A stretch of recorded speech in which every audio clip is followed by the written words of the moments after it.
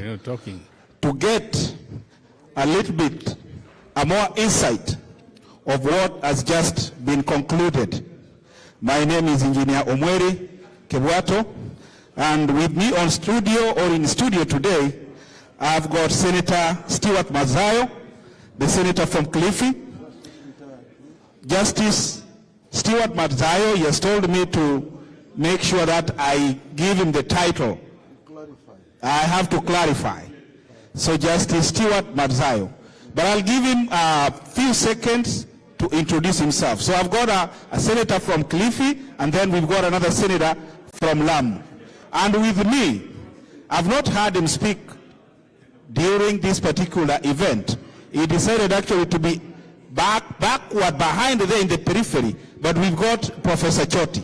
So before I open the field for our senators to give us at least a more insightful on what they have seen happen here at the OVC convention, let Professor Choti give an introduction, say what he has actually seen in this particular event, which has concluded today. Thank you, Mr. Kebwato, and as you have heard, my name is Professor Charles Choti, and I have been one of the organizers of the event which has just ended. And I want, first of all, to thank everyone who turned up for this event, and particularly for those who traveled all the way from the motherland, from Kenya, including the two senators here. And we have other parliamentarians who came to attend this event. It has been very successful. It is a historic event. And since this was just the first event of this kind organized by OVC, this is just the beginning. We have covered so many areas of interest, so many areas, especially affecting Kenyans in the diaspora and even our motherland. It has been very, very powerful and informative meeting. Thank you so much, Professor Choti. Now I would like you, or I would love you to hand over the microphone to our senator from Lamu. Senator, yes. Give introduction to yourself. You're on KDR TV Live, so give an introduction to our viewers and tell us exactly what you've seen or what you have seen us do as the diaspora, especially One Voice Consortium. Thank you very much. Engineer Omweri, that's my name. Thank you. Engineer Omweri. Omweri. Yes. Thank you very much for this time. I want to take this opportunity and introduce myself. My name is Joseph Geduku Kamau. I'm the current sitting senator of Lamu County. I am here because of the invitation from the OVC, and I want to confirm that we have had a very good engagement with the members of the OVC. We have learned a lot. We have actually been able to identify the challenges that they have been undergoing while here in diaspora. And we are determined that the moment now we go back to the country, we are going to make sure that we help the people living in diaspora to be able to do or perform their businesses in a very good environment by making sure that we legislate all the issues that are affecting them so that they can be able to work in a very peaceful environment while here in diaspora. At the same time, we want to assure them that whatever challenges that they are undergoing, we are going to make sure that when we go back to the country, we are going to make sure that we address them. We are going to make a very comprehensive report on the issues and challenges that we have learned that they are undergoing, so that in the days to come, even in generations to come, they will be able to work and live in diaspora peacefully without the challenges that we have come to learn this time while we are in this trip actually that had been organized by the OVC. Finally, I also want to say that I represent the good people of Lamu, and I have seen that we have a lot of investors here who are also willing to come and invest in Lamu. I want to take this opportunity and say that I'm actually inviting them to come to Lamu. Lamu is a place to be. Lamu is situated in the north part of Coast Province. I am willing and ready to support all diaspora members who are willing to come and invest in Lamu so that we can make Lamu great. Thank you so much, Senator. And now, to my next right here, I've got Justice Stewart Madzayo, the current Senator, Kilifi County. Senator, before we delve into politics, because you are politicians, a few observations you've actually seen during this particular convention. And to the surprise of many attendees, you've been here from day one till the last minute. What have you observed? And what recommendations would you like to give the organizers of this particular event? First and foremost, I would like to thank you so much for inviting me to this podium and discuss or talk about my observations about this diaspora meeting. I think this is an eye-opener for all the legislators who come to the United States of America. It has made us know that the Kenyans who live in the diaspora are also our people back home, and they are big investors, like all other people who live in their respective places where they work. Now, my take on this is one very huge sector which I think the country has not explored yet. The people who live in the diaspora are investors of their own kind, and they love their own country. And I would encourage that just in case of any kind of investment they want to do, they are welcome to do it at home. One is that after working for so long and spending so many years of your savings, you'd like to see that your savings are well guarded. And I want to, the purpose of us coming here is to hear your voices, to understand how you feel, how you want our country to move on. There's no point of politicians coming to the diaspora only when they're looking for votes. There is need for the politicians when, after getting these votes, once they come to the diaspora, they should remember that the diaspora has a vote also, and they have a voice in the governance of our country. That is very, very important. But what I've noticed from the gathering is that there was a complaint here yesterday that when politicians come, they want our votes, they want us to support them, we support them, and then once we tell them whatever we want, once they go home, they get elected, it becomes very difficult even to meet them when we go home. Or even when they come here, they don't come and meet the diaspora anymore. I think that should change.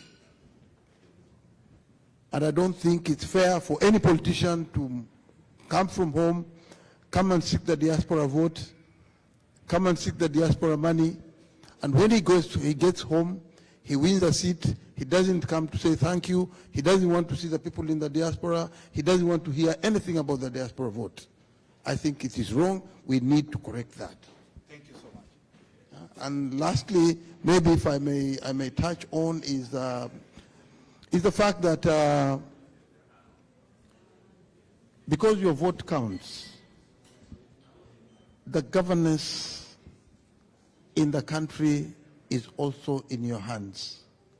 Your investments, particularly on protection against unscrupulous people who will come to you and tell you to invest, whereas you are spending your money and your lifetime investment, and then you end up getting conned. There is need that we come up with a law that will protect your investment, that will protect you from any kind of dealings, because this is a hard-earned money. You need to protect it.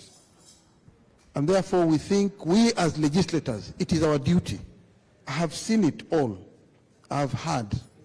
And I think there's a need to come up with with a law that will protect the diaspora votes, that will protect the people who live in the diaspora and their investments back home. Thank you so much, Professor. Thank you so much, Justice Stewart. Now let me ask Professor Choti. We have a new government, and we have accepted we have a new government. Every Kenyan understands that logic. Okay, Senator Stewart has refused that, he has not accepted, but I'll give him his time to defend his assertions. But let me ask Professor Choti, how is the new government, has it developed, or does it have a good relationship with the diaspora, or we still need some more work to be done? You have a microphone next to you there. Thank you for that good question. From the onset, I would say that the new government has actually made history. The president is the first since independence to recognize and appreciate the critical role the Kenyans in the diaspora play in the socio-economic development of our country. He has demonstrated that in many ways. For instance, now we no longer have Ministry for Foreign Affairs. It's Ministry for Foreign and Diaspora Affairs. That means that the element, the diaspora element, the population has been integrated to be part of the ministry. And also, he has put in place a new state department, the Department of Diaspora Affairs, headed by a new principal secretary, Madam Roslyn Njogu. These are things which have never happened before. And that is a demonstration of commitment. It shows that he understands that we are out here. He understands that we are very critical. Our contribution is very critical. He understands that the people in the diaspora are more than even the remittances we send home. We play so many, we play a critical role in the national development. Actually, we should applaud that. Not even along political party affiliations. That, to me, that is a very, very commendable policy, a commendable mindset, and that is what the diasporans want. Because even when we are out here, we are still Kenyans in terms of national identity, in terms of many areas, our families, our relatives. That is our motherland, and also. If I say overall, because this is a new government which has been in place for a few months, but the signs are that if they are given humble time, support, they are likely to do well, especially in the areas affecting the Kenyan in the diaspora. I may appreciate the fact that the election was contested, but remember, there's a process. There's a process. It's a democratic process. It may not be perfect. It may not be perfect, but it gave us a solution. We went through the elections, the results were given, we went to the Supreme Court, a decision was made. Now, how do we challenge that process? Fundamentally, how? And to me, I think Kenyans should be more focused, more serious, and again, let us learn to respect our institutions. Thank you, thank you. I'm seeing Justice Stewart Madzayo not accepting your opinion or your explanation. So, Justice Stewart, or Senator for Kilifi, why are you refusing that we don't have a new government, which is legal, which is actually now working with the diaspora? What do you think? I'm not refusing that there's a government in place. This one I want to clarify. There can never be any vacuum for a government in place. There is a government in place and it is running. The only thing is that we may disagree. As it is my own entitlement as a Democrat to accept when things go wrong, we need to point them out. You see, English language is very important. And we are not the owners of English, because our back home, we have Swahili, which is our mother tongue. But when you come to English and you say diaspora, you mean foreign affairs. Anything to do with even citizens who live abroad are included as foreign affairs. These are issues that we all must agree that this ministry has been there before. It is not a new invention now to be called a diaspora. It can be a diaspora, yes.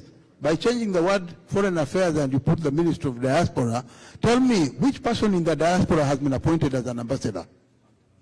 Which one of you here who came today has been appointed as an ambassador of diaspora? You see, this is something that we all must understand. That when I want to come to the diaspora, or I want to come to the foreign countries, you come to a powerful country like America, or you go to even Venezuela. These are all these are all our people. They are Kenyans. Even if you call it a ministry of Kenyans.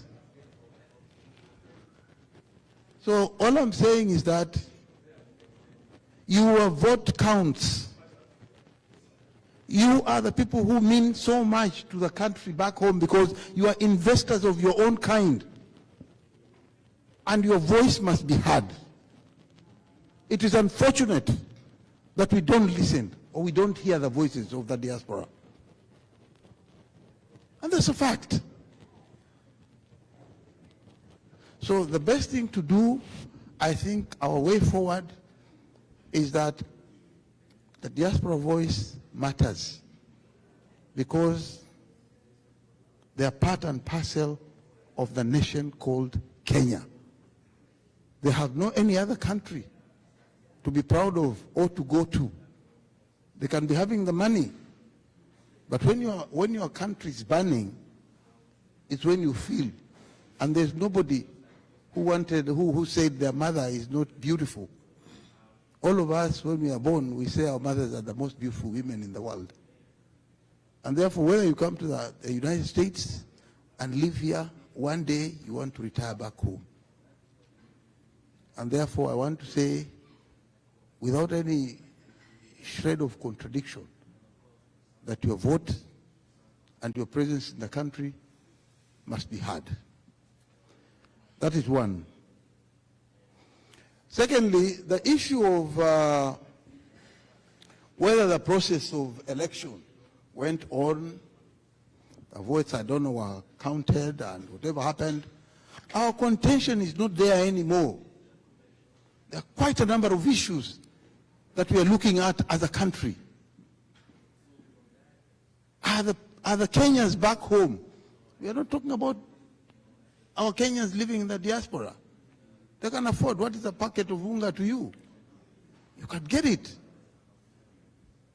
But our major interest to see changes back home is whether that Wanjiku down there can afford a packet of unga. Are the prices of fuel lower? Right now, no Kenyan can live in that country. Kenya has become the most expensive country to live in. Let alone for the members of the diaspora, where you send your money to your families. People wake up in the morning at 5 o'clock, you'll find people in Lainisaba going to industrial area, looking for a job which will earn him 200 shillings or 300 shillings at the end of the day to buy a packet of unga which is 270 or 280.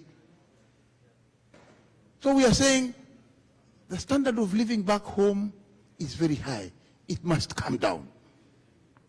We are saying that that unga, which every Kenyan is entitled to, and every Kenyan must take a meal, that price must go down. It must come back to 100 shillings or even 70 shillings where a Kenyan can afford. We are saying that the Kenyan government must learn to listen to the voice of the opposition. Right now, I can tell you, as a leader of the minority, I'm the leader of the opposition. And I earn money from the taxpayers. And today, if my voice cannot be heard, I'm supposed to check the government. I'm supposed to tell the king you are naked. And when I say that, you come and remove my personal bodyguard, you come and remove my driver, you come and remove the security team, you come and remove the drivers who are driving the chase car with me. Back home in Kilifi, you remove all the guards who are guarding my house. Now, what is my role as the leader of the minority? Where does that leave you? And secondly, there is a system in this government which is there,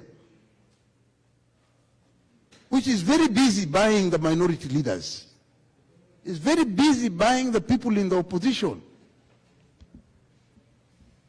And that is not a good culture. You live in a democratic state here in the United States of America. I have never seen a Republican. Once you are appointed as the president, once you are elected as the president of the United States, you don't concentrate in buying the people who are in the Democrats. And if you are a Democratic elected president, you don't move to the Republicans to buy the Republicans to join you. We need you people in the diaspora. Your voice must be heard. You come and tell us the best practices in democracy.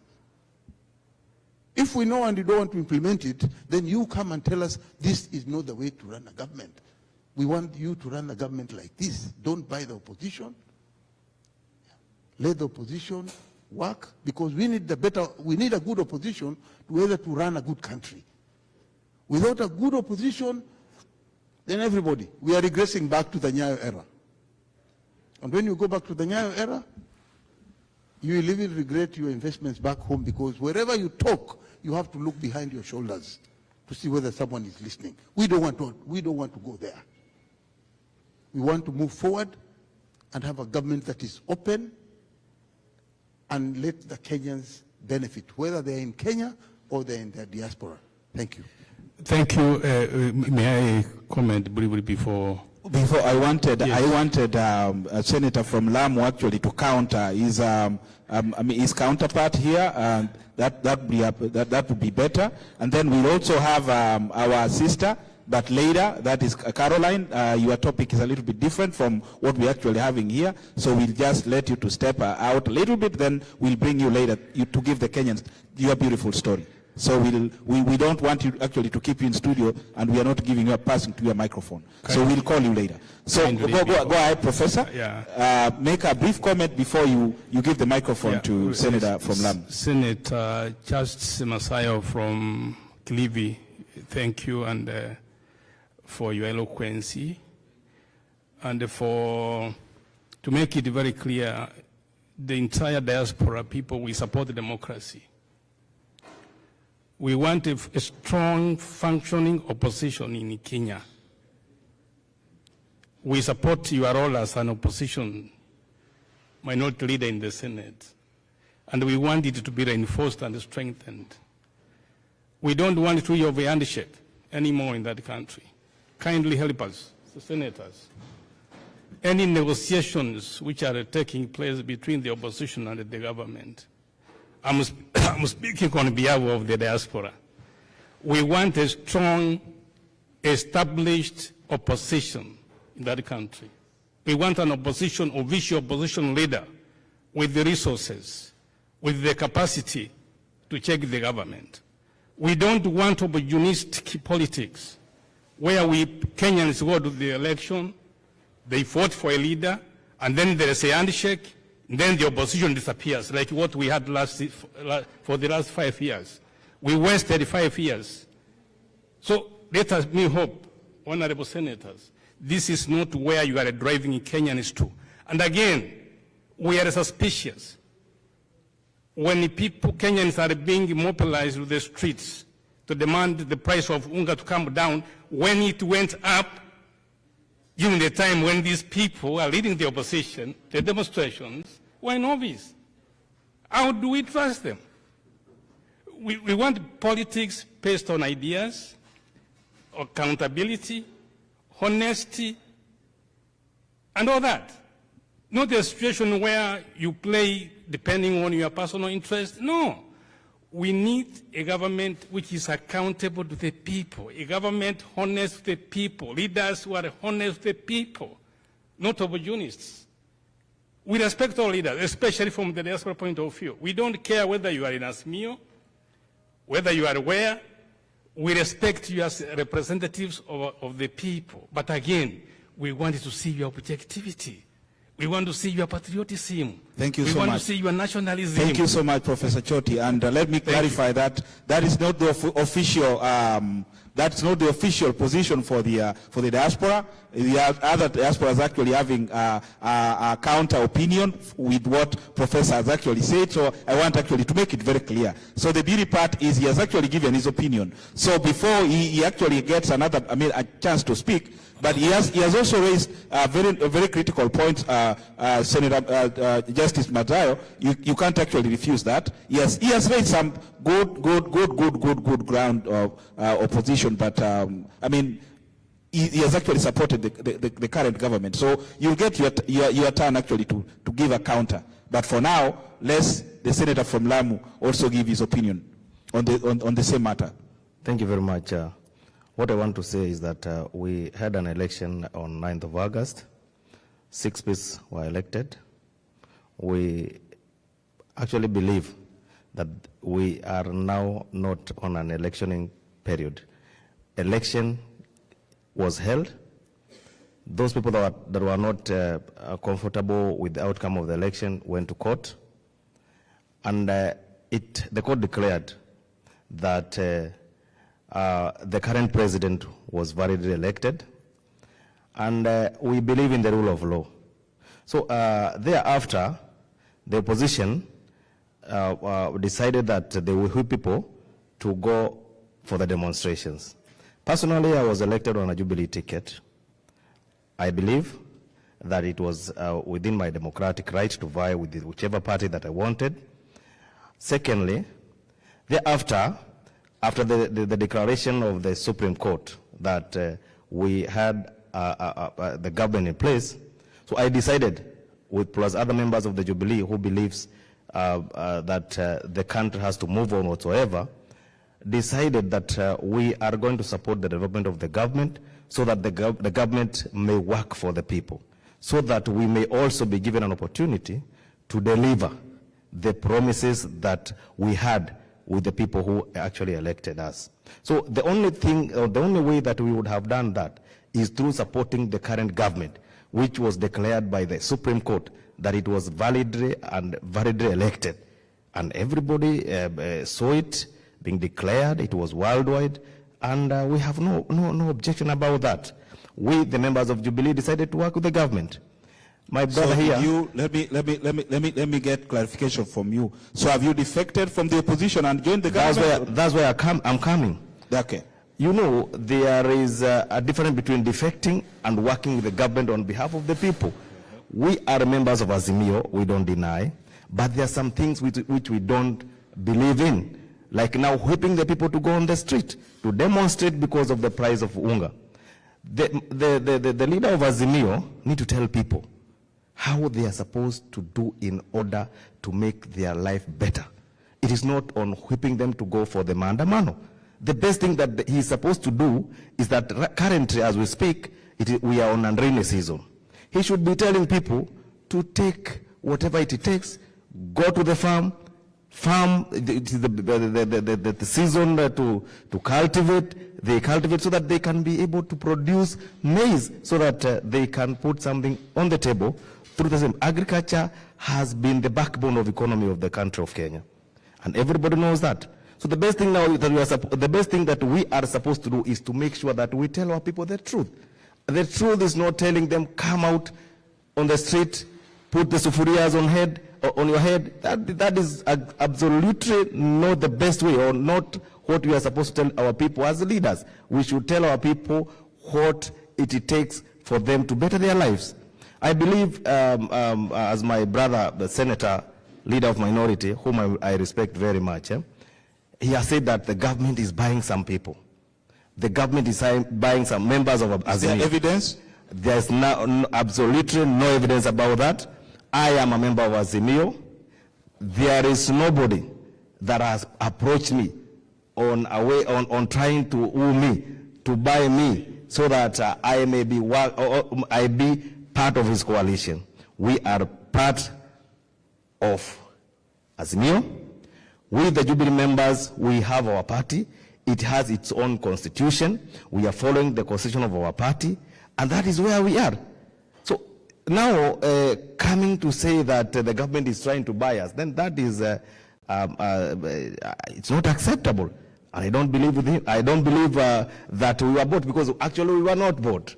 So the best thing that these Azimio people we need to do is to tell people the truth, what they are supposed to do to better their life. And actually remember that this government, as we speak, it is only in office for the last 6 months. There have been some subsequent governments that had been there before.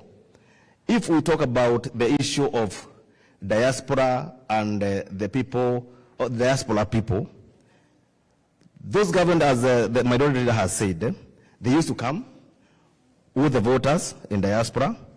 Diaspora people vote for them. Thereafter, they forget about their promises to the people of diaspora. And that is why we still have the problem that has been existing since then. I believe that through this initiative that has been initiated by the OVC, this is an initiative that maybe has never been there in this country.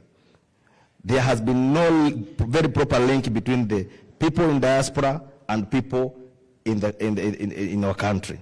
So I think you heard or you saw the ambassador of US was part of this meeting. So that one shows us that the government is willing to support and to listen to the cries and the need of the people in diaspora. So that was part of the manifesto of the Kenya Kwanza government. The Kenya Kwanza government, which is in place, I trust that it is going to help our people. Because bottom line is to help our people. It's not the issue of which political divine you are, but at the end of the day, bottom line is to make sure that our people improves economically, socially, and everything, so that life may continue, because we have a life to lead. Thank you so much. Thank you so much, Senator from Lamu. Let me take you a little bit back and get some clarifications also from you, because we were promised, especially from the diaspora, that we are going to be part and parcel of the government. Yes, one of us has been appointed to be the permanent secretary, Foreign Affairs. We appreciate that. But that is just like throwing some little salt in a huge lake. We expected more. So when you are telling us that the government is actually working with the diaspora, it's completely not fair to us. Look at even the appointments. On the podium here, or on the panel here, we have Professor Choti, who was shortlisted, and we hoped that he might actually also be appointed as the CAS. Yes, I wanted you to understand that. But he never actually even made it to that position. Who appointed? Politicians who lost. So when you tell us that the government is really working or is ready to work with the diaspora, that one we can point out and tell you that that's not fair. That is true. Okay, Senator, okay, go ahead. Let me answer that. Yes. Let me answer that, because although I'm not a government spokesperson, but let me say this. Let him finish, then let me say this. Yes. I'm not the government spokesperson. Yes. But according to the way I've seen this government working, first and foremost, you diaspora people need to appreciate that, first of all, you have been considered. I don't think there just before, one. You know, it's okay, but where I come from, Waswahili husema safari ya mbali inaanza na hatua moja. At least we have seen something has happened. So as we wait for others to happen, I believe you first of all need to appreciate that you have been considered, and at least something is being done. Secondly, you have seen the effort of the government making sure that it hears the cry of the OVC members, even by sending its government officials to attend this meeting so that they can hear the cry of the people in diaspora. I believe that the government is still willing and ready to work with the diaspora people. And mind you, this government has been in office for the last 6 months only. And as you have heard, His Excellency the President, Honorable William Samoei Ruto, plus his deputy, His Excellency Rigathi Gachagua, they have been saying that when they took over the government, it had nothing. So what they are doing currently is to make sure that... And was that true? It is. I believe it is true because they are the people that are in where the money is. So I believe it is true because according to how things... in fact, even Stewart Madzayo can bear with me. For the last 2 months, we have been having the problem in...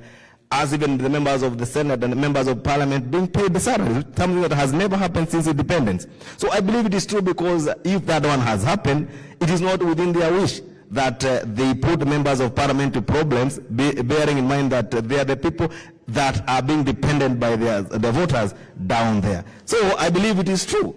So secondly, bearing in mind that it is only 6 months since when this government took power, there is more things that the government is preparing to do for its people in diaspora. So don't worry, just keep calm, relax, something is being done. Thank you very much, Senator. Let me, Senator Stewart Madzayo, Justice Stewart Madzayo is really thinking so hard. So here is the microphone.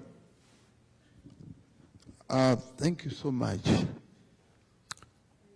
I wouldn't go into the issue of responding to my brother, because whatever he has said is what he believes in.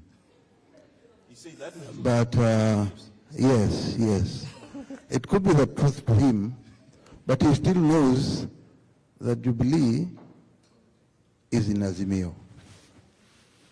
He still knows. He has not said they have moved on, no. Now, I will not respond to that because back home we say, if you've taken my wife, and you've gone to live with him, with her, when we differ, and there is a discussion that is supposed to be called, according to Africans, was the elders will meet, and you will be called, whoever has taken my wife. And when you come with my wife for that discussion, and I'm there, do you want me to talk? I will not talk, because I will say, unless my wife moves out, because then I will not engage in this talk. You understand? I will not respond to what my brother has said. But coming back to, again, the diaspora issue. By not responding means that whatever he's saying is not true, or you don't believe it. I mean, just of course. Yeah? It's obviously, right from the beginning, he belongs to Azimio. So whatever he has said, if it's contrary to Azimio, that is not the case. I hope I've answered that. Coming back to my brother Charles here, if this country called Kenya has any person who has read, well-nurtured, amongst the most outstanding people who have gone to school, is Professor Choti here. I'm saddened by the fact that this government decided not even to bother finding out whether they can call him for an interview or whether he even mattered whether he was in the diaspora. I stand to be corrected. Number one. Number two, I want to say it categorically and very clear that this government, when it comes to appointments, there's only one tribe that is being appointed. I'm very sorry to say that. But out of the 50, I don't know, 45 or 50 something tribes that we have back home, it matters not who you are others. There's only one. That for every appointment that is being done, we see that only one tribe is leading. Every time there's an appointment, if it's 9 or if it's 10, 9 will be from one tribe. Only one will be from others. I don't even know We have a deputy called, I don't know, Rigi. Oh. Senator, you are on an international forum, and you can't say that you don't know the deputy president. Just give him the respect he deserves. Yep. Yes. Now he is there. When appointment has been done, we expect him to say, at least weka mtu yangu. He says whatever the president is agreed doing, but we are saying Kenya has all the tribes on board, 40 plus. We want to see a distribution to all this, even those ones who did not vote for the ruling party, even those ones who did not vote for the president deserve a space on that table. That is democracy. I may disagree with you, but I have to listen to you, what you are saying, because that disagreement or that criticism will make me better as a leader. But if you don't want me to sit with you on that table, if you don't want me to disagree with you, if you say that this country is a company and you must have shares, if you don't have shares, what happens to the Giriamas in Kilifi County who are 100% voted for the other side? That means we don't have a share, he said there. What happens to those people who voted for you to become the president, and yet they don't even get any single appointment? This is what we're talking about. Kenya is for all of us. We want to see changes. You people in the diaspora, you have a role to tell us this is not the way to go. Your voice must be heard. And your voice can only be heard when we consider people like Charles. Choti is here. Can any one of you tell me why was he not appointed? Does he not qualify? Is he not a Kenyan? Is he not one of the most outstanding red people in Kenya? The people who went to college, the people who went to university, the people who have spent their time in studying. And today, he is treated like a nobody. I believe even when he comes to Kenya, if he goes close to Arambe House, it could be a tear gas. We're not saying anything bad because I'm used to the tear gas myself. Yeah, so I'm not worried about that. And it's not a criticism or anything. It's a fact. The other day, we were doing maandamano. I was carrying a petition to go and hand over in the office of president, together with other members of parliament. Can you imagine members of parliament only, when they marched, hardly 100 meters, because the office of president is next to parliament. We just left the gate of parliament and went there, told the police, we want to hand over the petition. Can you call whoever is responsible to come and receive a petition? What happened? We were given 30 seconds to leave that gate. And even when the fellow was still with us there, the police officer was still with us, giving us instructions to vacate, he himself was tear-gassed because of the impatience of the leadership of the country. We are saying, we have a right. You may rule today, because we are saying in democracy, you will have your way. But me being the minority, I will have my say. And I have a right to tell you. And it takes courage for any one of us here to tell the king you are naked. And some of us, when we say, Mr. King, you are naked, our bodyguards are withdrawn. We are being tear-gassed. But we shall not relent. All we are saying, we shall keep on telling the king is naked. We shall be telling you, Mr. President, that we want good governance. We want all the tribes in Kenya to get a piece of the government positions. We want all the developments coming into Kenya must be distributed evenly to the whole country. And we want a recognition as we as Kenyans to live in this country with dignity by you reducing the expenses of food prices, so that country, everybody can live as a Kenyan, everybody can be happy. And we want you also to recognize there are people who live in the diaspora. Ukimpatia mtu mmoja, ulimwengu mzima unachagua mtu mmoja, I think it's not enough. You deserve more than enough. You deserve more than that. That is my humble submission. Thank you very much, Justice Senator Stewart Madzayo, the Senator for Kilifi County. Now, I want Professor Choti. Whatever Senator Stewart has said, and our wonderful senator from Lamu County has actually said, do you see that Kenya is headed in the right direction, or we still have a problem? And don't forget, I mean, we are not beating drums for ourselves, so whatever I actually said, I don't really want you to counter it so much, because maybe the government is still considering to give you a job or something local. Now that we... I think okay,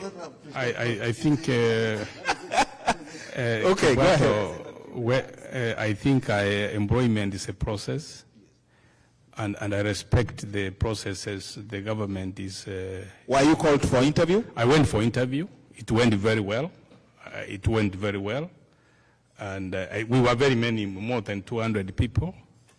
And I was shortlisted from a group of around 5,000 applicants.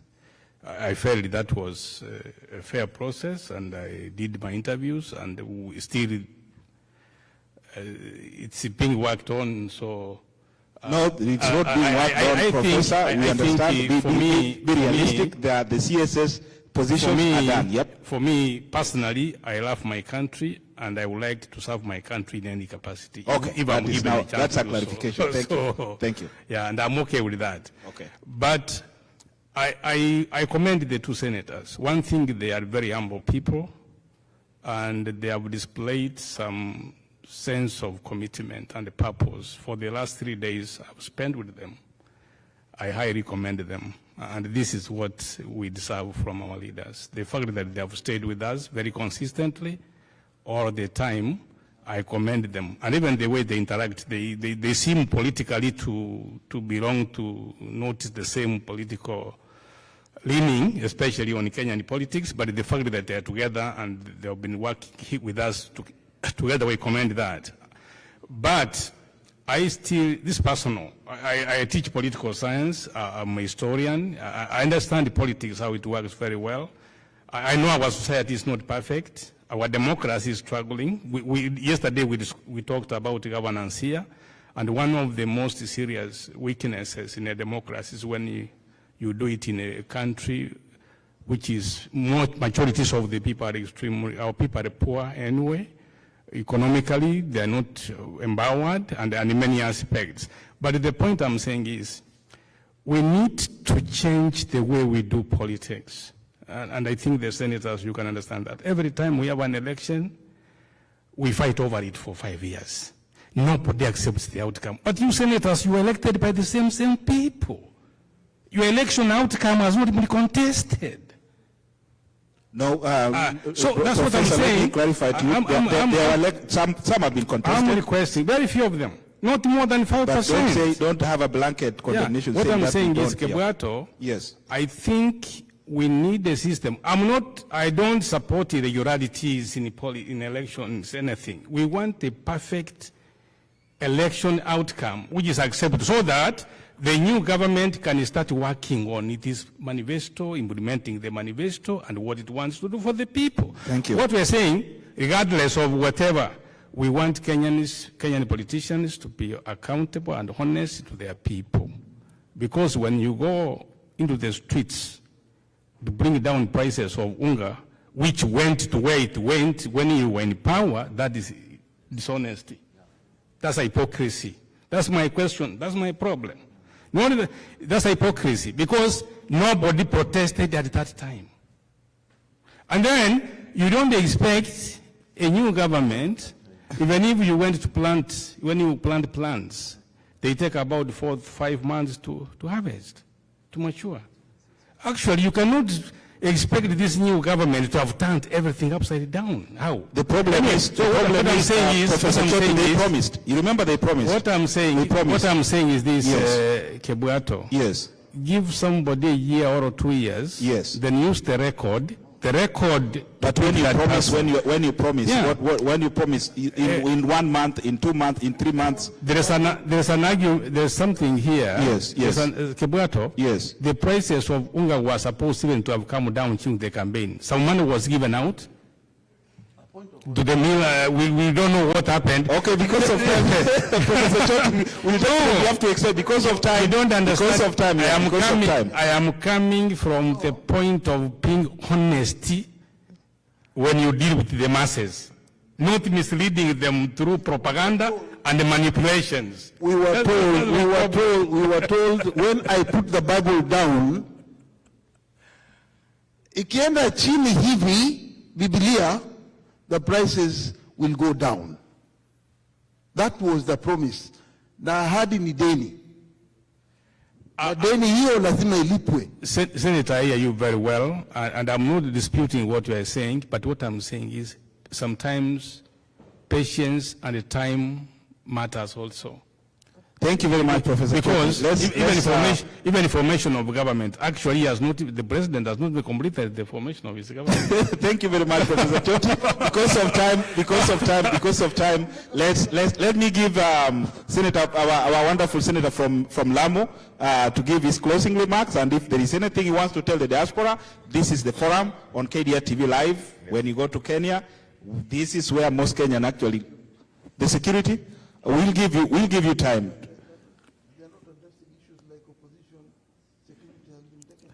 That's a discussion for another day. Thank you very much. Senator. That's a discussion for another day. Our moderator. Go ahead.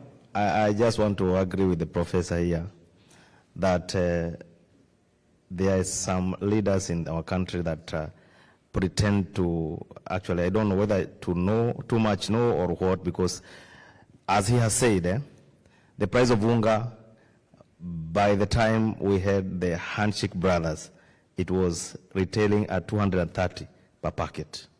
Right now, as we speak, down there in the country, the price of unga has started going down. It is at the rate of 150 shillings, between 170 and 150 shillings currently. So it shows that the price of unga has started actually going down. Secondly, I want to say this, that in politics, let him finish his statement. About your time, Senator, let me clarify some issues here. Let him finish. As I had said earlier, we went to an election. We did a very peaceful election that has never been witnessed in the Republic of Kenya for a very long time. Because actually, if you can recall, the year 2007, we had a very disturbing election, which actually claimed a lot of lives. And this time around, we did a very peaceful election, and I must commend the government for whatever it did, because actually there was a very good will. The previous government and this other government that is in place, actually we had a very peaceful election, and a senator can bear with me and agree with me that we had a very peaceful election. And thereafter, after the election, so that's when some people decided that they would take a certain route. Democratically, it is right. As you have said, the senator, leader of minority, have decided to follow a certain route. The route to check the government. We don't deny that is a democratic right, and it is enshrined in the Constitution that we must have an opposition, and whichever way you want to choose, politically it is allowed in our country. He has decided, plus his team, the ODM members, actually it is, I must say, it is the ODM people that has decided. I'm not sure about that one. Let me finish. Really sure about Let me that finish. One. Let me clarify. Not sure. We are not Let me sure clarify. We have what wiper. Let me clarify. Yes. Let me clarify. Yes.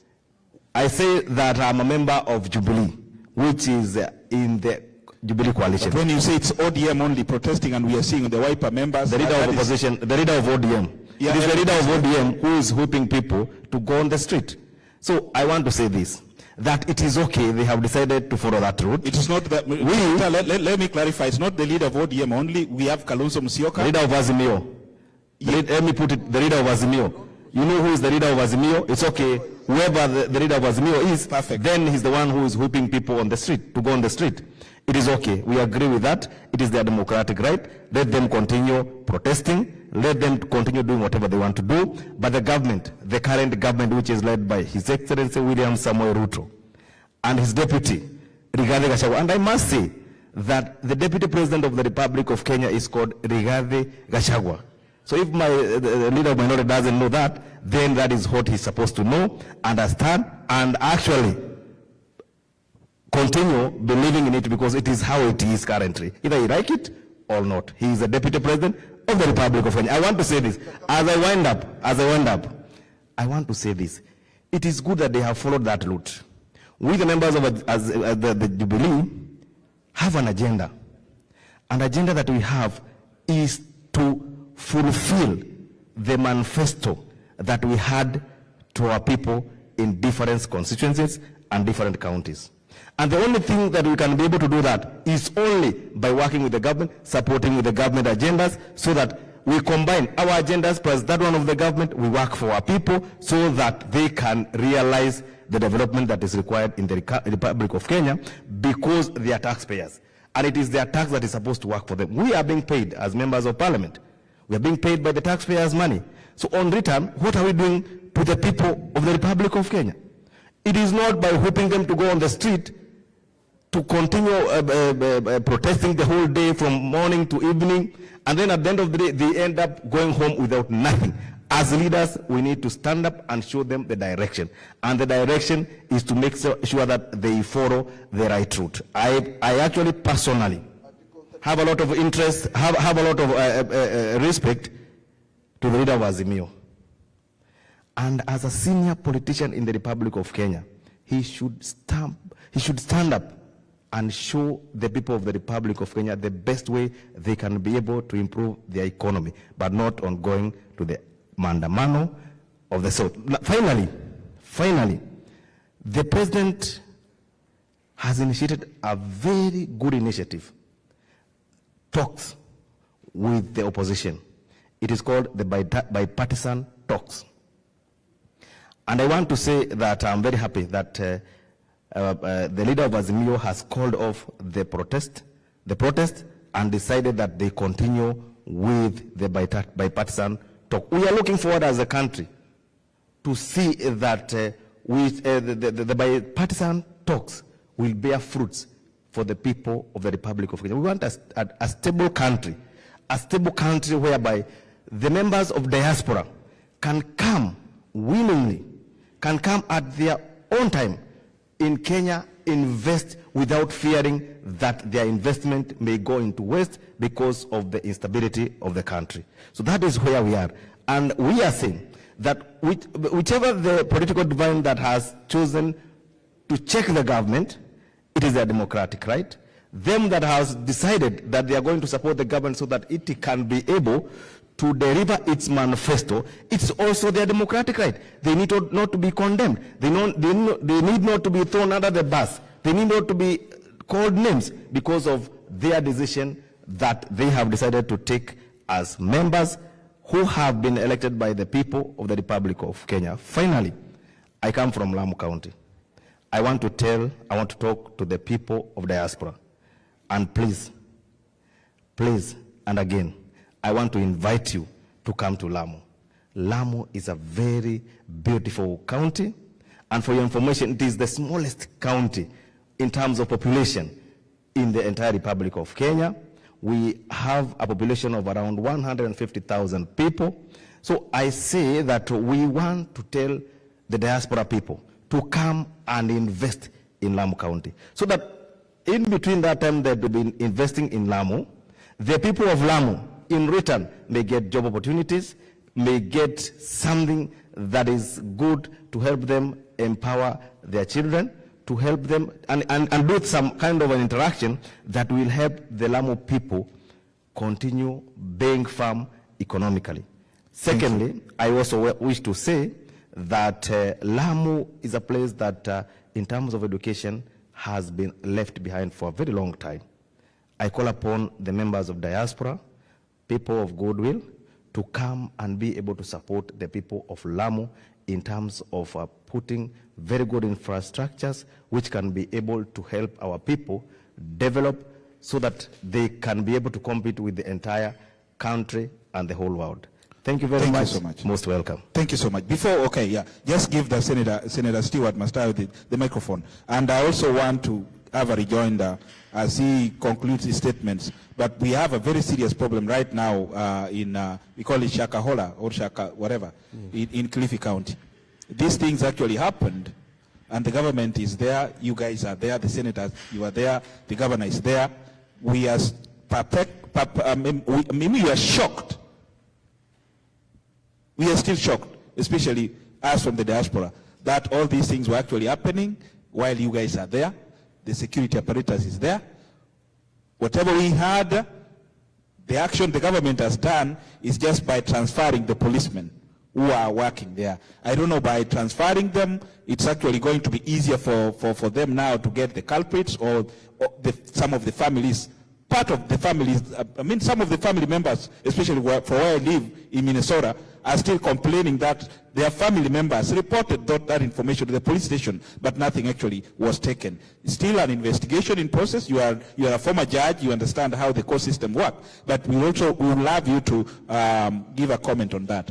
And to crown it all, our members from the diaspora were brutally murdered. 2 of them. And then there was another one. I'm talking of the Nyamira case. There was another one also who this one here actually came from Minnesota, and the other one also from Texas. His body was mutilated and stashed in a sack, in a gunny bag. Yes. Till today, nothing. It's almost 1 year now. Till today, nothing has actually happened. And the recent one, we are still shocked that even the data from Safaricom, up to date, the policemen have not actually managed to track somebody who was suspiciously in that particular room or in that particular house when this thing did happen. So are our police incompetent, or what is actually happening? As you also give a counter to what our wonderful senator from Lamu said. Okay. No, because you had already given your opinion. Yeah, because of time, we'll continue. We'll have a continuous conversation, even with my colleague Professor Okari. We'll actually be inviting you so that we can have a wonderful diaspora narrative, so that we really educate our people on civic education and matters arising as our country is growing, because it's still young. Thank you. Go ahead, Senator Justice Stewart Madzayo. Yes. First thing I would like to say is. What I said yesterday when I was addressing the diaspora. Even today you are addressing the diaspora? Yes. And today I'm addressing the same. Okay. I get so scared, particularly when you have worked so hard. Your money is hard-earned here. And you'd like at the end of the day, when you retire back home, you enjoy the proceeds of your money. Because you have built a beautiful house. Like the cases which have been referred here from Nyamira and all other parts of gentlemen, built a wonderful house which was well covered in the media, electronic media. And yet he did not even live in that house for 1 day when he came back home. Because the first day he arrived is the same day that people had already ganged up, and it's like they knew that he was coming back home. And immediately whatever happened, and he lost his life. It's very sad, and we feel so sad that we hope God rests his soul in eternal peace. Secondly, I would only want to say, with the authorities in power, this hard-earned money from the diaspora must be protected. These people who come and invest must be protected. Like all other Kenyans, life belongs to you, but whatever happens, you must be protected by the government. The government has a duty, bound responsibility to protect your life. And secondly, I want to say, even the idea of people trying to condemn Maandamano, I will only politely remind you that look at your constitution, which is my constitution plus yours, Article 37 of the Constitution. I don't have to defend myself. Just read it through and see what it says with regards to maandamano. It is not evil. It doesn't say anything, but it tells you as a Kenyan what your right is concerning the maandamano. But not destruction of property? Just read it through. If even last week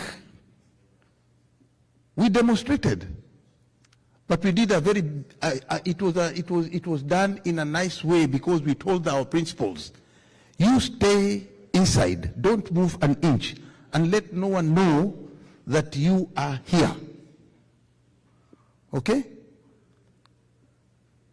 Let us go out in the street today, and we shall not pull our windows down, so that they do not know that you are not in any of these vehicles. And we had more than 100 vehicles. And we went round. After tear gassing us on the doors of the office of the president, we went back to Parliament. We took our vehicles. And it's very unfortunate when a police officer knows very well that this is Parliament, and he throws a tear gas that does not land inside there, but lands on the doors of Parliament. When all the smoke, all that gas goes in, all that tear gas goes in, you can imagine if the law enforcement agent did not even respect Parliament.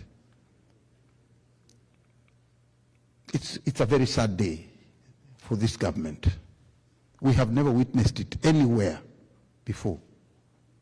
So we are saying we need respect to the legislators, we need respect to the citizens, we need even the police officers to respect the Constitution. And secondly, we want everybody's property to be protected. And what I want to, as a parting shot, the government, as it stands every day, it employs. We want whoever is in that office of employment or advising the president, because the president is too busy with so many things, we will not blame him. But whoever is given the responsibility to employ, please note that we have over 52 other tribes. And this cake must be shared. Must be shared. We are not saying may be shared, must be shared. As it is, as it stands now, almost 94% of the people who have already been appointed are members of one community. We can debate on that, and we can get facts, or Senator, yes, whatever facts you can challenge me on that. Yeah. You can challenge me on that. It's okay. Yeah. But as you can look at the cabinet right now, what's the formation of the cabinet? You don't have eyes to see? You can see. Anyway, if you don't have eyes to see, then I'm telling you now, go and look at it. Then you'll see. What I'm saying, what I'm trying to say is, well, I'm paid by Wanjiku, okay? And I want to be very, very honest. The only way they took my guards and everything is because I told them, the last thing you can ever do, take a stone, put a rope on it, come and put it on my neck and throw me in the Indian Ocean. So you don't have your security? I don't. Up to now? Yes. And I see the senator from Lamu. Well, he knows that I don't. He knows. He's not aware, that's what you're saying. Okay, but he has his, I can tell you that I know. So what it is, what I'm trying to say is, you see, most of the time when we discuss about our country, we are serious. Yes. And I want to give this discussion the seriousness it deserves. Sure. A leader, when he is appointed, or when he is elected, the position of a member of parliament requires you automatically to be provided with protection. It goes hand in hand with the position. But when somewhere can say, because you're elected, but I can give you as a favor or a privilege to have security. And if you say something bad about the government, I can withdraw the security and I leave you vulnerable. I think that's not the right way to go. I want to be as honest as I can. Because if you appointed a minister, or if you appointed a PS, and you are given a bodyguard, and if at all you say something that may be not correct, the only thing they can do is to fire you. Yeah, your bodyguard will be assigned to somebody else. But as an elected senator, you cannot fire me, Mr. President. The only thing you will do is to suffocate me with removing my bodyguard. You will not do it to the ruling party because they will not say anything against you. But as for me, I'm being paid by Wanjiku to protect their property, to protect their lives, to protect whatever I should protect with, is to tell you the truth about the Kenyan state of affairs. And that is what we are doing as the opposition. Otherwise, I'll be taking money free from Wanjiku, and I don't want it. I want what I take, I work for it. And if my role to work for it is to tell you, Mr. President, I will not hesitate to tell you the truth. Thank you very much, Senator. Please make it brief, 30 seconds, please. If you need to have your parting shot, please, 30 seconds. For the members of the diaspora, Sure. we are sorry to bring this politics back home, to the diaspora. But indeed, you must get the raw facts, the raw political situation, the way it is back home. And much as it is, we are trying our best as legislators. We are not enemies, as you can see. Joseph is my young brother. He's a very close friend of mine. And I'm glad to have seen all of you. It's my first time to participate with the members of the diaspora. I've Professor closed together with Professor Choti here. Yes. He's one of the most outstanding people. You see, to be a professor, you must have umesoma sana. Hata sisi wengine pia amesoma mpaka amefika huko juu. We understand, and so, you served diligently our republic, and we were shocked that you decided to, continue serving our people. Yes. Yes. All I want to say is that I wish you well. Come back home if you can, where you can invest. Try and invest anywhere in the country is beautiful. Our country is very beautiful, and we welcome you home. Thank you so much. As far as I'm concerned, and as far as the Senate is concerned, we shall try as much as we can to put good legislation that your properties and your monies that you have worked so hard for them will be protected. Thank you so much, Senator. And to that extent, we are done with the discussion or the deliberation. We'll continue deliberating with our members of parliament from Kenya on a different forum, but on KDR TV. So, may God bless you. Senators, when you travel back home, take our greeting to the President, take our greetings to Parliament, tell them we really want to work with them. We want to be part and parcel of ensuring Kenya becomes a good democracy by exchanging ideas. You've actually seen that we've got so many wonderful brains here. One of them is Professor Choti there. I'm also here. We've got so many people. The OVC is actually a battalion or a powerhouse of brains. So the best option, utilize us so that the country can move forward. So up to that extent, may God bless you, and thank you once again. Welcome to KDR TV. Thank you. Thank you so much. Thank you so much. We appreciate your time. Thank you so much. Thank you so much. Thank you so much. Thank you. Thank you, Senator. Thank you so much. Thank you so much. Thank you so much. Thank you so much. Thank you so much. Thank you so much. Thank you. Thank you so much. Thank you. Thank you. Thank you. I'll have the last shot. We are going to interview a wonderful lady called Caroline. Caroline, please. Caroline, please. If she's available, she should come over here. Okay, Caroline. Okay. Yep. Mm-hmm.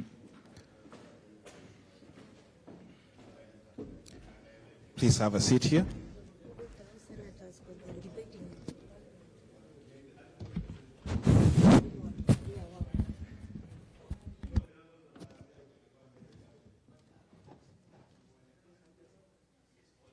Okay, 1 second. I'm coming back. 1 second.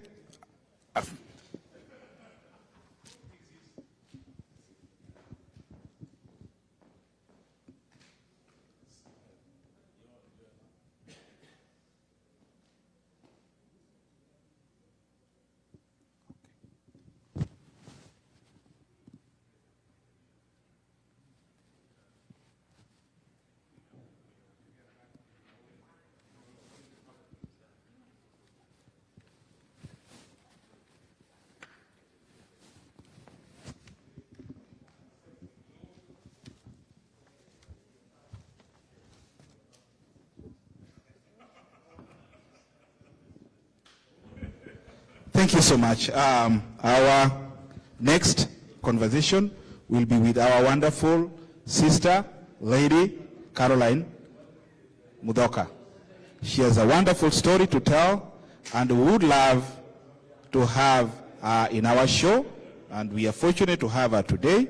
So, Sister Caroline, briefly introduce yourself to our viewers, and we'll continue asking you a few questions. You actually tell us how you've actually had it very rough, especially in 1998 when we had the bomb blast. Let me not actually intimate a lot of information, but you'll give the story yourself. So give you a brief introduction, then we'll continue the conversation. Thank you. I take this opportunity to thank the Diaspora, the One Voice Consortium. My name is Caroline Muthoka. I'm a survivor of the U.S. Embassy bombing. I was working in the cooperative building, and I was 7 months pregnant. And I went to the window with all my colleagues. And when I got to the window, that's when the bomb went off. I was thrown over my desk with so many cuts on my belly and to the floor, and the building was shaking, and I knew that was the end of my life. I stayed for a little bit, and my colleague said, Caroline, I can hear people talking, let's go. I had a deep cut on my eye, I couldn't see. The other eye was bleeding, so she pulled me out to the stairway rail. And as I started walking down, I was stepping on dead people, because when anybody was pushed, they would fall. When they fall, you had to step on them. Even today, after 24 years, I still hear the voices, Mungu nisaidie, Mama yo, all kinds of languages were spoken that day, but I managed to get to the hospital. As the victims, so many people got injured in different ways. About 5,000 people were injured. About 1,000, over 1,000 are partially injured, or they lost their eyes, they're totally blind.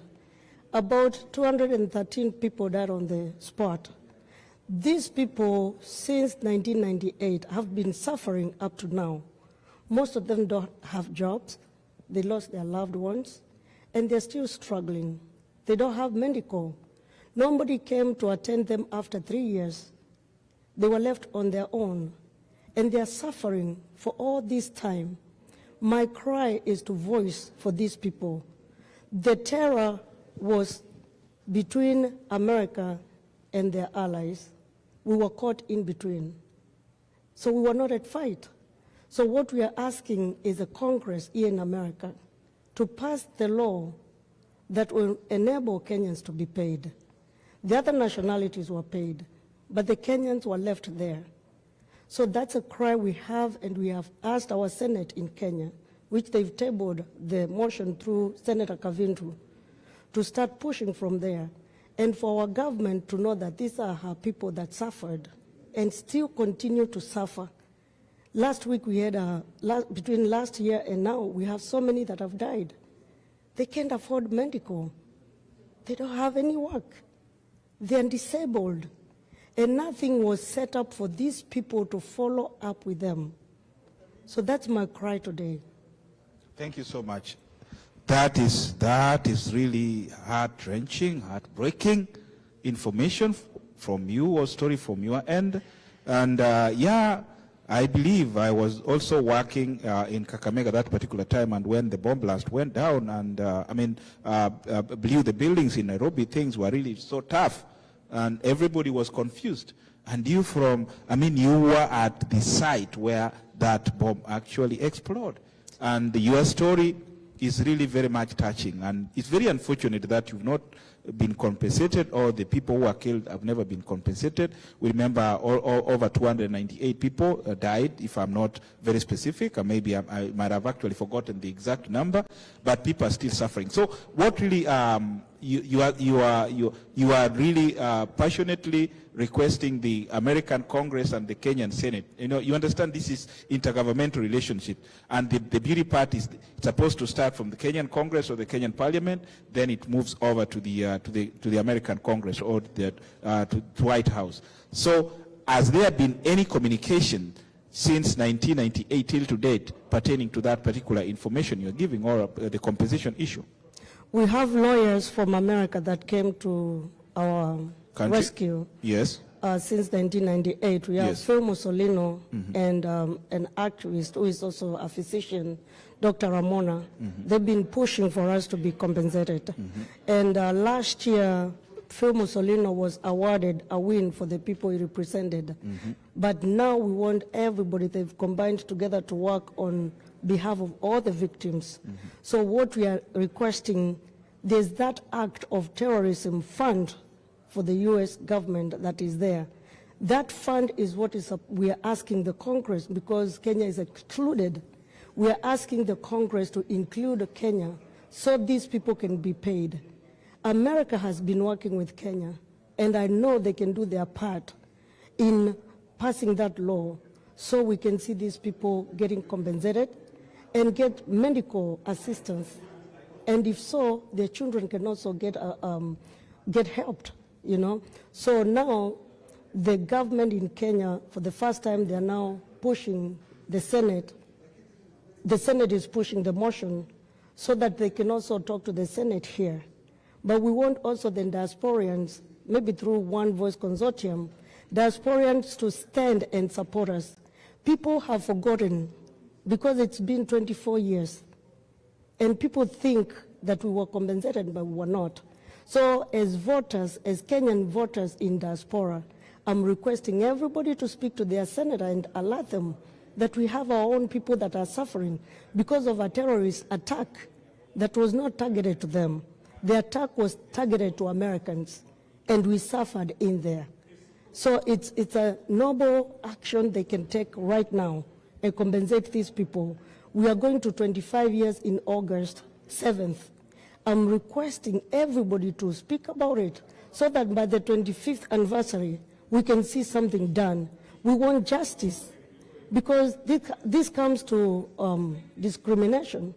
Because if some people can be compensated and others left, then there's so many questions there.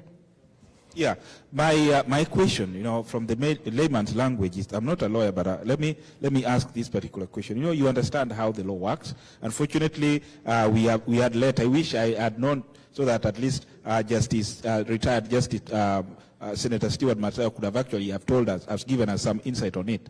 When a judgment has been passed, and the judge says, A, B, C, D, or Tom, Jerry, Miriam, and whatever is supposed to be compensated.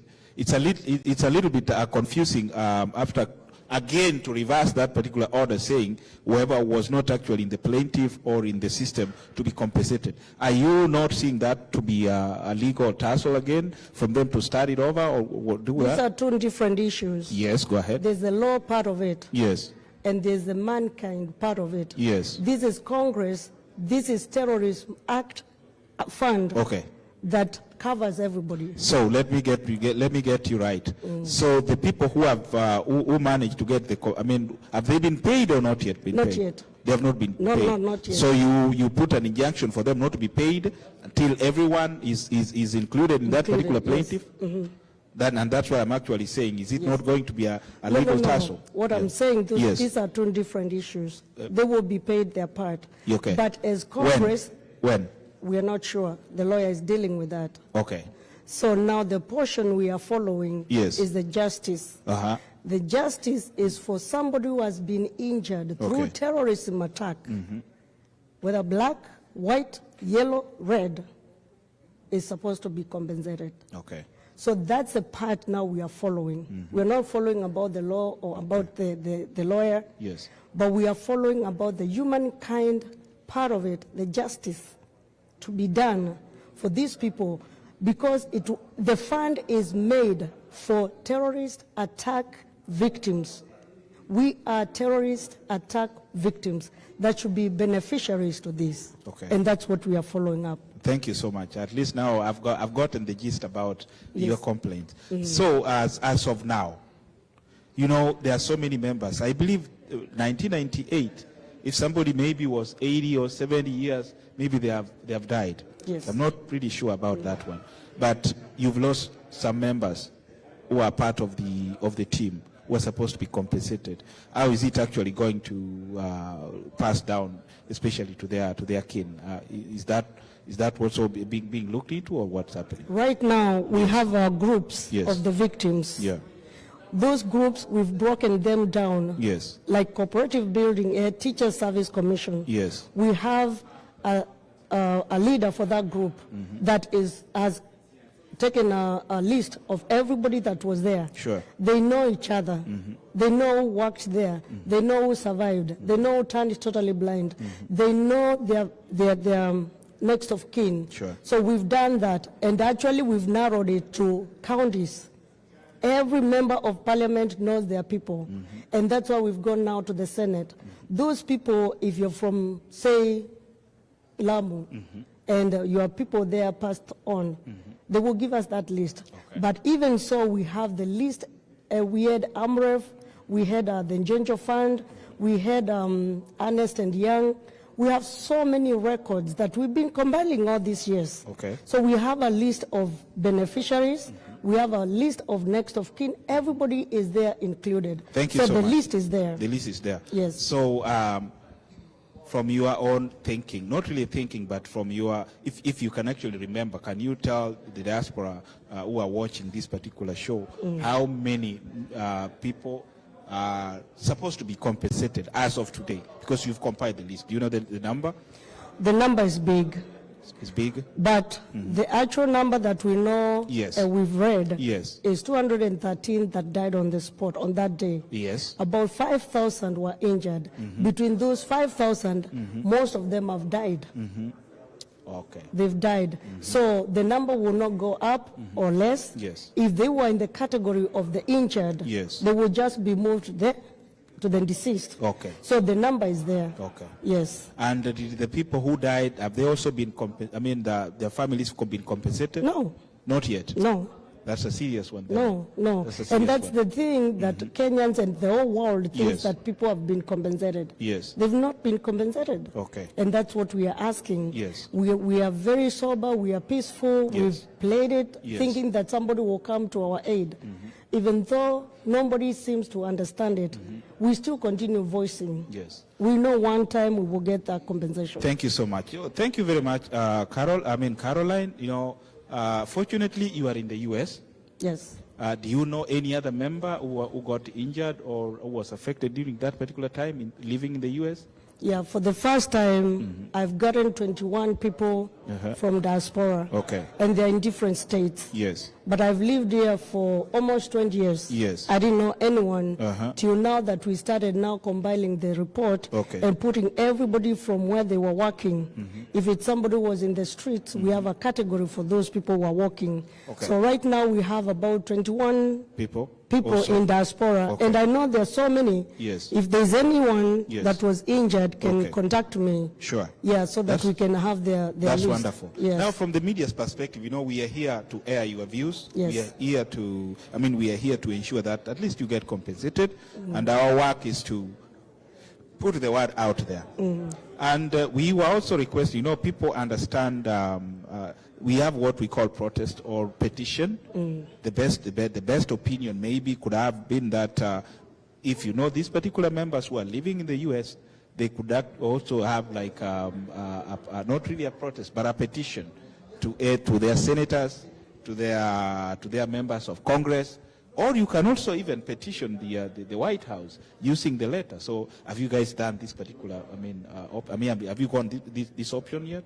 One of the members, his mom passed away at the Ufundi, and is in Pennsylvania. Yes. And he happens to know people in Atlanta, Georgia. Yes. So he's trying to reach to Senator Warnock. Yes. On his own. Perfect. I have people here in DC. She's trying to pursue to her senator. Sure. I'm also trying to pursue to my senator. Yes. And now, if even all the other diasporians can stand with us, yes, like Senator Kun was in Kenya, yes, and actually was part of that money that was given from Sudan, yes, when this money was collected, yes, and he understands it, okay, and he understands us Kenyans. Yes. So I'm asking whoever can reach to Senator Kun, sure, to introduce us to him, okay, because I can't reach everybody by myself. Sure. We need a network for yes, everybody. Sure. And because I'm not blaming anybody because people didn't know and they don't know. We understand. But now that we all know and yes, we are creating awareness, yes, it's the high time now for people to come together. Thank you. Let them speak to their senators, and sure, through you and yes, OVC, yes, I know we can pursue it very well. Perfect. Yes. We appreciate your time, and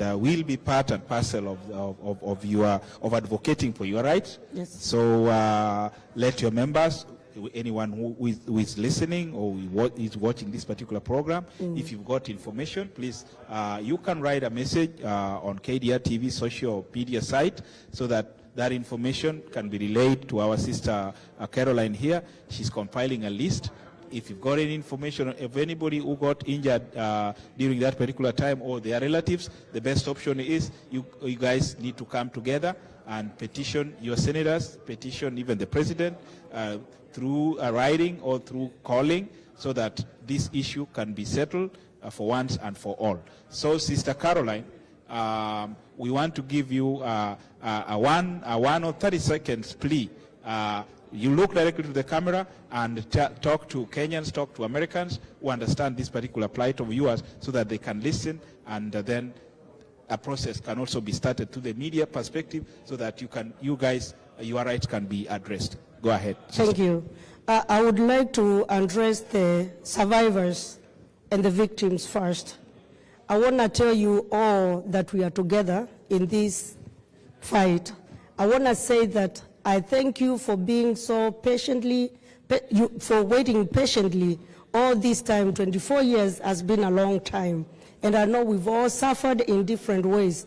So my urge to you is to continue, talk to your senators back in Kenya, talk to your senators here in America.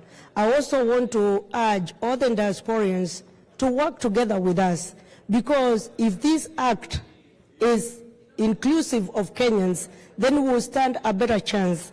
I'm not calling for any terrorism to us, but imagine for this time when we are here, if something happens, no Kenyan will be compensated. So it's not only the victims, but we are also advocating for you from diaspora, anywhere in the world. Any Kenyan is included in this. So it's not a fight for just the victims, it's for all of us. So I urge you to take this with seriousness, and to know that there are people who are sick, people who are suffering, people who have lost their own.